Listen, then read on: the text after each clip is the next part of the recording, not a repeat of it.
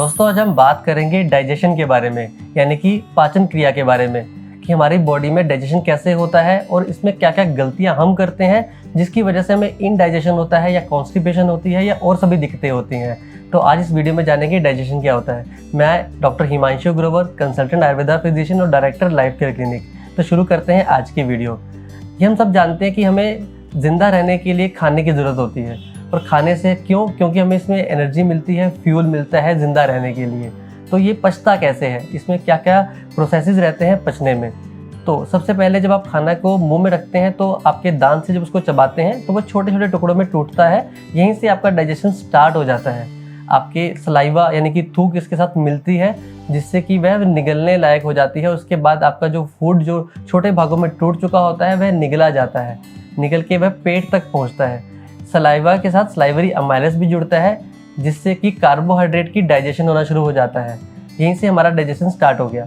उसके बाद जब वह पेट में पहुंचता है यानी कि स्टमक में पहुंचता है तो वहाँ पे एसिड होता है। ये बहुत बार सुना होगा आप लोगों ने। उस एसिड का नाम HCl होता है। यहाँ पर भी वह बहुत से माइक्रोब्स जो हमारे खाने के साथ आ जाते हैं उनको भी मारता है, ख़त्म करता है। साथ ही वह हमारे कॉम्प्लेक्स फूड को छोटे टुकड़ों में तोड़ता है। साथ ही इस समय हमारे कुछ जूसेस यहाँ पर भी सिक्रीट होते हैं जिसको हम गैस्ट्रिक जूसेस के नाम से भी जानते हैं। इससे फर्दर कार्बोहाइड्रेट, फैट और प्रोटीन की डाइजेशन होने लगती है। इसके बाद फूड वहाँ से पच करके स्मॉल इंटेस्टाइन में पहुँचता है। फिर काम आता है लीवर का। लीवर हमारे राइट साइड में होता है और ये बाइल की फॉर्मेशन करता है। बाइल एक जूस होता है जो कि हमारे फैट की डाइजेशन में काम करता है, जिसको हम इमल्सिफिकेशन ऑफ फैट बोलते हैं, यानी कि जो वसा या फैट की चीज़ें हैं वो यहाँ पचती हैं। इसी के साथ पैनक्रियाटिस में से भी कुछ जूसेस निकलते हैं जिनको हम पैनक्रियाटिक जूसेस कहा जाता है। वो भी फर्दर कार्बोहाइड्रेट और फैट और प्रोटीन को तोड़ते हैं छोटे भागों में और ऐसी फॉर्म में पहुंचाते हैं जिससे कि हम उसको पचा सकें। अब फूड छोटे छोटे भागों में टूट भी चुका है और पचना भी शुरू हो चुका है। इसी को डाइजेशन कहा जाता है। यहाँ पे मेनली सारा डाइजेशन हो जाता है, सारी एब्जॉर्प्शन भी हो जाती है। जब फूड यहाँ से निकल कर लार्ज इंटेस्टाइन यानी कि बड़ी आंत में पहुँचता है तो उसमें से कुछ वाटर की एब्जॉर्प्शन दोबारा से होती है और इलेक्ट्रोलाइट्स की एब्जॉर्प्शन होती है। और जो मल बच जाता है यानी कि जो वेस्ट बच जाता है उसको हम एनएस के थ्रू हमारे मोशन में निकल जाता है। ये कंप्लीट एक डाइजेशन प्रोसेस हो जाता है।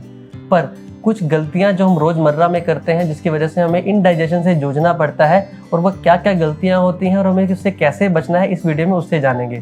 सबसे पहले तो जानते हैं कि इनडाइजेशन क्या होता है। इनडाइजेशन यानी कि आपकी पाचन क्रिया का गड़बड़ होना। इसमें बहुत सारे सिम्टम मिल सकते हैं आपको, जैसे कि आपको वोमिटिंग आने का मन करना, आपको पेट फूल जाना, भूख ही ना लगना, आपको जी मचलाना, आपको कब्ज हो जाना। ये सब चीज़ें आपकी इनडाइजेशन के अंडर आती है। इसके क्या क्या कारण रह सकते हैं? सबसे बड़ा कारण तो हमारा लाइफस्टाइल है। लाइफस्टाइल में यानी कि हम जब खाने को खाने की तरह नहीं खाते, हम समय पे खाना ना खाएं, या जब खाएं तो बहुत सारा खाएं, या सुबह का खाना खाने के बाद सीधा रात में खाना खाएं, बीच में खाना ना खाएं, या छोटी छोटी मील्स बार बार लेते रहें। ये छोटी छोटी गलतियां करते हैं जिसकी वजह से हमारा पाचन क्रिया या हमारा डाइजेस्टिव सिस्टम बिगड़ जाता है और आपको डाइजेशन रिलेटेड प्रॉब्लम आने लग जाती हैं। कुछ मेडिकल प्रॉब्लम्स भी इंडाइजेशन में आती हैं, जैसे कि अल्सर हो जाना, कॉन्स्टिपेशन होना, इंटेस्टाइनल ब्लॉकेज हो जाना। इन सब का कारण हमारा कहीं कहीं हमारा लाइफस्टाइल भी रहता है। कुछ लोगों का बहुत एक इंटरेस्टिंग क्वेश्चन आता है कि क्या खाने के साथ हम पानी पी सकते हैं या नहीं पी सकते। इसके लिए मैं आपको क्लियर करूँगा कि जो आयुर्वेद क्या कहता है। आयुर्वेद ये मानता है कि जो आपका जो खाना होता है वह आपके पेट में जाकर के जो पचता है उसके लिए पचाने के लिए अग्नि होती है जिसका नाम होता है जठराग्नि।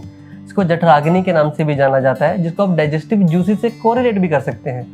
आयुर्वेद कहता है कि आपको खाना खाने से 40 मिनट पहले और 40 मिनट बाद पानी नहीं पीना चाहिए। ये सही भी है, क्योंकि अग्नि की अगर आप पानी डालेंगे तो वह बुझ जाएगी, वो मंद हो जाएगी, हल्की हो जाएगी, तो आपको इनडाइजेशन कोज करेगी। इसी को अगर आप एलोपैथी से रिलेट करेंगे कि आपके जूसेस अगर आपके ऊपर पानी डालोगे तो वो डाइल्यूट हो जाएंगे।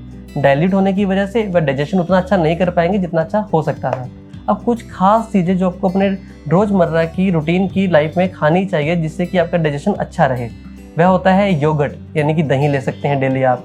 आपको फाइबर रिच फूड लेना चाहिए, जैसे कि ओट्स लें आप, पोहा लें आप, चिया सीड्स, फ्लैक्स सीड्स, इनमें बहुत अच्छी मात्रा में फाइबर मिलता है। आपको इसबगोल ऑल्टरनेट डे पे भी ले सकते हैं, ये अच्छा रहता है, ये अच्छा प्रीबायोटिक भी है।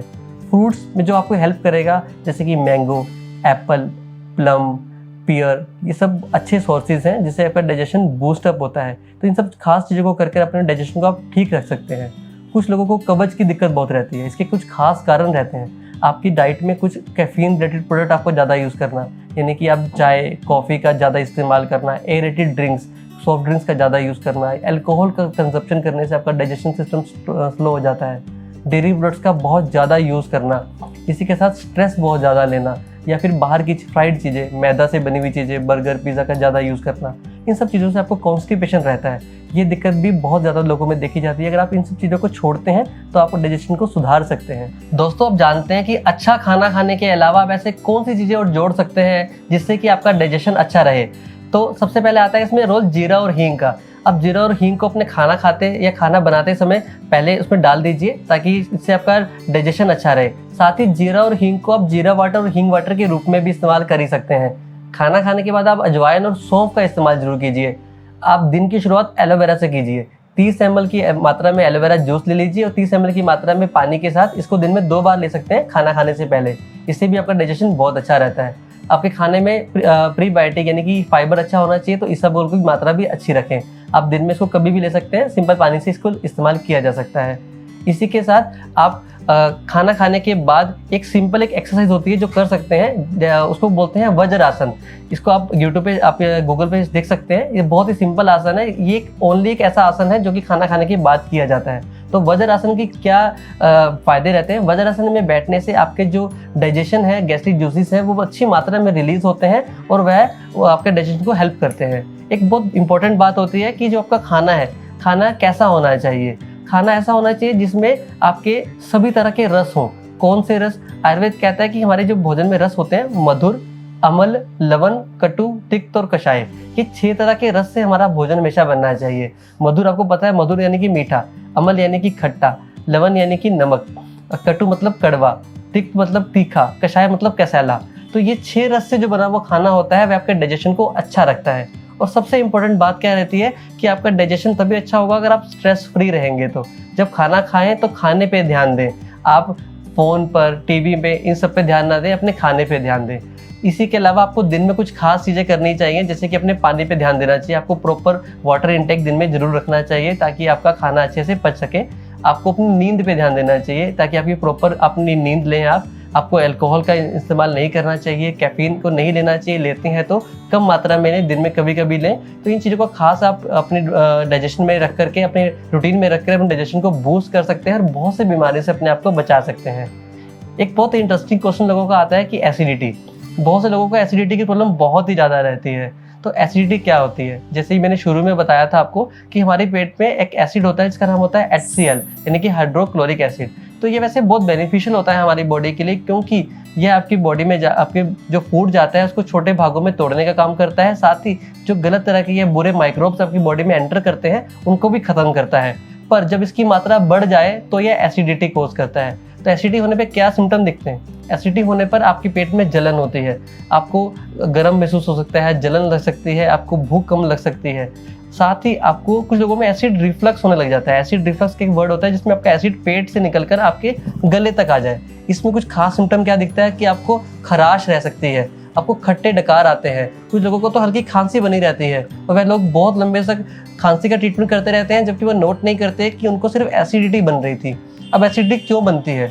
इसके कारण भी आपके लाइफस्टाइल और आपके खान पान में ही छुपा हुआ है। अगर आप अपनी रोज़मर्रा की ज़िंदगी में ज़्यादा मिर्च वाला खा रहे हैं, मसालेदार खा रहे हैं, खट्टी चीज़ों का सेवन कर रहे हैं, नमकीन चीज़ों का सेवन कर रहे हैं, तो ये एसिडिटी बढ़ाएगा। साथ ही अगर आप कैफीन ज़्यादा ले रहे हैं, अल्कोहल का कंजप्शन ज़्यादा कर रहे हैं, तो भी बढ़ाएगा। अगर आप खाना खाते ही लेट जाते हैं, खाना खाते ही एक्सरसाइज करते हैं, तो ये भी एसिडिटी बढ़ाएगा। इसी के अलावा आप एसिडिटी को ख़त्म करने के लिए कुछ रूटीन की चीज़ों, आप घर पे चीज़ों को इस्तेमाल कर सकते हैं, जैसे कि ठंडा फीका दूध। ठंडा फीका दूध लेने से एसिडिटी में बहुत रिलीफ आता है। आप हरी चटनी का इस्तेमाल कीजिए, अपने रूटीन में अपनी खाने के साथ हरी चटनी रखिए। और आप अपनी लाइफ में कभी भी अभी एंटीबायोटिक्स का मिसयूज़ मत कीजिए। ज़्यादा मात्रा में एंटीबायोटिक्स लेने से भी आपका एसिड लेवल डिस्टर्ब होता है।